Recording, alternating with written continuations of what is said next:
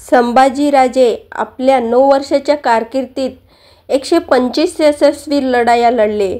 या काळात ते एक कुटुंबप्रमुख म्हणून, पती म्हणून, पिता म्हणून, मुलगा म्हणून, राजा म्हणून कसे होते हे लक्ष्मण उत्तरेकर यांनी खूप सुंदरपणे दाखवले आहे. संभाजीराजाचं चरित्र हे खूप प्रेरणादायी आहे. स्वराज्याचे धाकले धनी छत्रपती संभाजी महाराज यांच्यावर आधारित छावा चित्रपट प्रदर्शित झाल्यानंतर पहिल्याच दिवशी पहिलाच छावा चित्रपटाचा ट्रेलर आल्यापासूनच या चित्रपटात बाबतीचा ट्रेलर आणि उत्सुकता शिखराला पोहोचली होती. या चित्रपटात संभाजी महाराजांचा इतिहास इतका मोठ्या पडद्यावर तितकाच ताकदीने पाहायला मिळाला होता. त्यामुळे या चित्रपटात विशेष महत्त्व आहे. या चित्रपटाची निर्मिती लक्ष्मण उत्तरेकर यांनी केलेली आहे. मी प्रचंड ऋणी आहे, कारण यांनी संभाजी महाराजांच्या आत्मचरित्राबद्दल या चित्रपटामध्ये खूप चांगल्या प्रकारे सांगण्याचा प्रयत्न केला आहे. असा धाडस करणारा निर्माता म्हणून लक्ष्मण उत्तरेकर यांचा खूप आभारी आहे. आजकाल इतिहासाचे चित्रपट बनवणं ही खूप कठीण गोष्ट. ऐतिहासिक चित्रपट बनवला की त्याच्यासोबत वाद हा निर्माण होतो, पण लक्ष्मण उत्तरेकरांनी वादविरहित चित्रपट बनवला. त्यांनी वादग्रस्त मुद्दे खूप पद्धतशीरपणे चित्रपटातून काढून टाकले आहेत. त्यांनी संभाजी महाराजांच्या अभिषेकानंतरचे चरित्र दाखवण्यात आलेले आहे.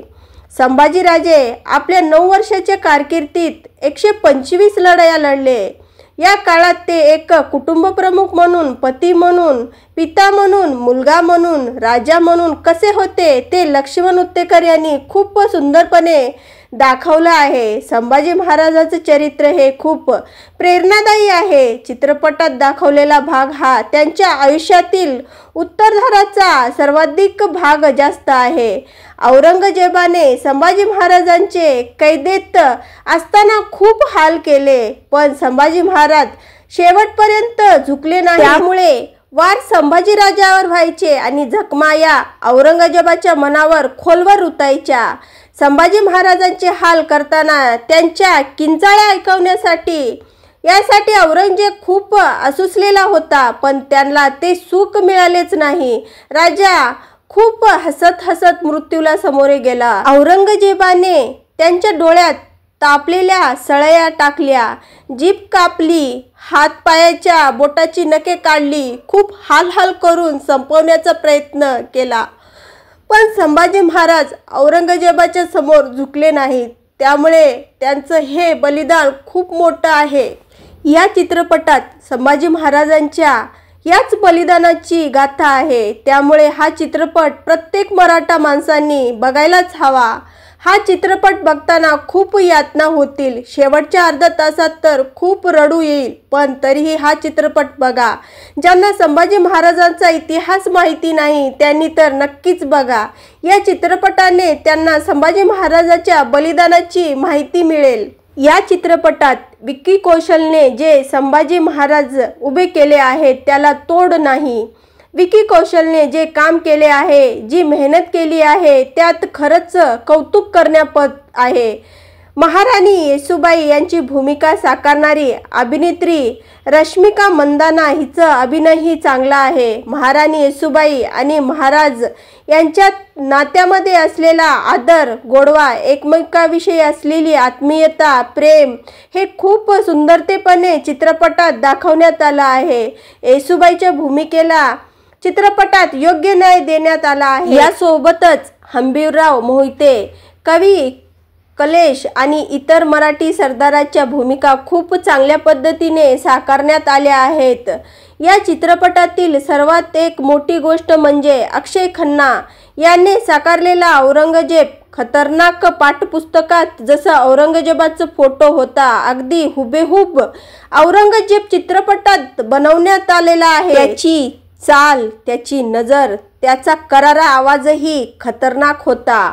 अक्षय खन्ना याच्या आतापर्यंतच्या आयुष्यातील हे सर्वात भारी काम होतं असं तरी मला वाटतं. विकी कौशलचं याचं नाव आता बॉलिवूडमध्ये खूप वरच्या स्थानी गेलं आहे. एकंदरीत हा चित्रपट अनुभवायला हवा. खरं तर छत्रपती संभाजी महाराजांच्या बलिदानावर चित्रपट निर्माण होणे हे आमच्यासारख्या शिवप्रेमीसाठी केवढी आनंदाची गोष्ट आहे. छत्रपती संभाजी महाराजांनी किती यातना सोसल्या. त्यांच्या आयुष्यात देवाने जन्मापासूनच संघर्ष लिहिला होता. ते अवघ्या 1.5 ते 2 वर्षाचे होते तेवढ्यात त्यांच्या महाराणी सईबाई हे त्यांना सोडून गेले. पण त्यांच्या सख्या आई महाराणी येसूबाई यांच्या आयुष्यात नसल्या ही मोठी गोष्ट. त्यांच्या आयुष्यामध्ये हानी पोहोचली होती. संभाजीराजे हे खूप लहान होते. त्या वयात मुलं विविध खेळणी आणि वस्तूसाठी आपल्या आईवडिलांकडे हट्ट करतात. त्या वयात शंभूराजे हे शत्रूच्या छावणीत होते. छत्रपती शिवाजी महाराज यांच्यावर परिस्थिती अशी आली की पोटच्या लेकराला मिर्झा राजा जयसिंगरावाच्या छावणीत सोडावं लागलं होतं. पण संभाजीराजे बालपणापासून मिर्झा राजा यांचं मन जिंकलं होतं. संभाजी महाराज छत्रपती शिवाजी महाराजांसोबत वयाच्या 9व्या वर्षी दिल्लीत गेले होते. त्यांना दिल्लीत औरंगजेबाने कैद केलं होतं. पण तरीही शिवाजी महाराज मोठ्या हुशारीने तिथून निघून आले होते. त्यावेळी मुसळधार पाऊस पडत होता. यमुना नदीला पूर आला होता.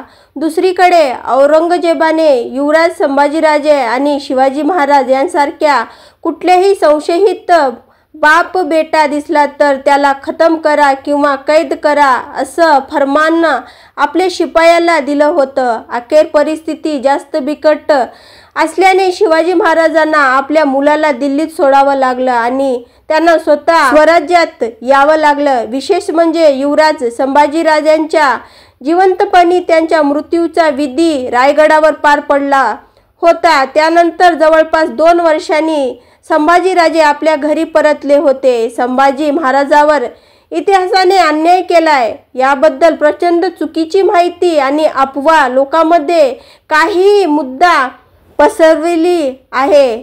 अण्णाजी पंतांच्या विचाराच्या लोकांनी संभाजी महाराजांना बदनाम करण्याचे अनेक षडयंत्र केले. पण संभाजी महाराज सर्व परिस्थितींना पार करून पुढे गेले. अण्णाजी पंत यासारख्या लोकांनी सोयराबाईच्या मनात विष कालवलं, मायलेकांना दूर सारलं. संभाजी महाराज स्वराज्याचे युवराज म्हणून मचकोरीहित होते. असं असतानाही अनेक अडचणी निर्माण करण्याचा प्रयत्न झाला. शिवाजी महाराजांच्या मृत्यूपश्चात संभाजी महाराजांना अक्षरशः कैद करण्याचा प्रयत्न करण्यात आला होता. पण संभाजी महाराजांचे मामा आणि स्वराज्याचे सरसेनापती हंबीरराव मोहिते यांच्यामुळे संभाजी महाराजांचा राज्याभिषेक होऊ शकला. संभाजी महाराज प्रत्येक गोष्टीच्या बाबतीत समृद्ध होते. त्यांना युद्ध कौशल्याचं जितकं ज्ञान होतं तितकंच ज्ञान त्यांना कलेविषयी होतं. त्यांना मराठी, संस्कृत, हिंदी, उर्दू, इंग्रजी, पोर्तुगीज, फारसी, डच अशा विविध भाषांचे ज्ञान होते. त्यांनी कविता संग्रहालय लिहिले. त्यांनी प्रचंड वाचनही केलं. त्यांना आयुष्यात कवी कलेश यासारखा मित्र मिळाला.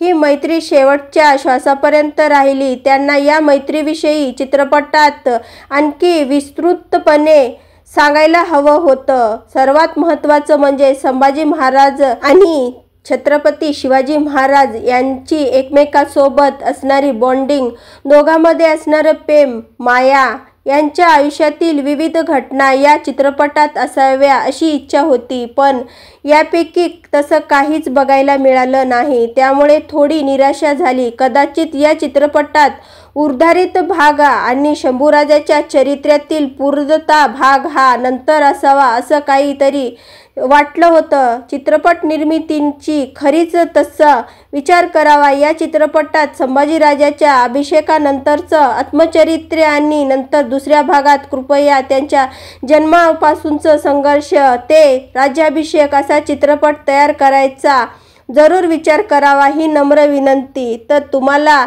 संभाजी महाराज यांचा छावा चित्रपट आवडला का? तुम्ही हा चित्रपट पाहिला आहे का? हे नक्की कमेंटमध्ये सांगा। आणि आतापर्यंत एकटा जीव सदाशिव या चॅनलला सबस्क्राईब केलं नसेल तर नक्की सबस्क्राईब करून घ्या। आणि हो, बेल आयकॉन प्रेस करायलाही विसरू नका। आणि हो, आपल्या चॅनलच्या वतीने छत्रपती शिवाजी महाराज आणि त्यांचे पुत्र छत्रपती संभाजी महाराज यांना मानाचा मुजरा। तर तुम्हाला व्हिडिओ कसा वाटला हे नक्की कमेंटमध्ये सांगा। धन्यवाद।